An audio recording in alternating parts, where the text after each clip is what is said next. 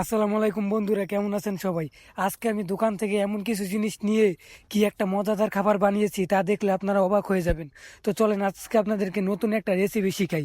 তো আমি দোকান থেকে 10 টাকা দামের একটা পটেটো চিপস, আর একটা ডিম, আর একটা সস, আর একটু চকলেট এইসব নিয়ে আমি বাসায় চলে আসলাম। তো এটার ভিতরে এখন চুরমার করতে হবে, এটা কাটতে হবে। এবার দেখা যাচ্ছে এটা ভালো মতোই গুঁড়া হয়ে গেছে। তো এখন এটার ভিতরে ডিম ভেঙে দেওয়ার পালা। তো চলেন ডিমটা ভাঙা যাক।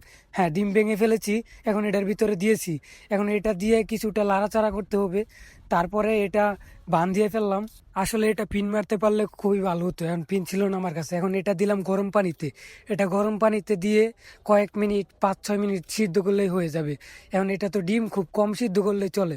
তো এই অবশেষে আমি মাত্র 4 মিনিট পানিতে সিদ্ধ করেছি, তো অবশেষে চলে এসেছে আমাদের খাবার।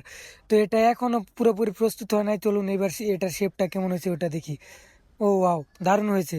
এটা এখন একটু খাওয়া যায়, কিন্তু না না, এখন খাবো না, এটার আরো অনেক কাজ আছে। তো চলেন শুরু করা যাক। তো এইবার এটাতে কড়াতে দিয়ে দিছি অল্প কিছু পেঁয়াজ কুচি,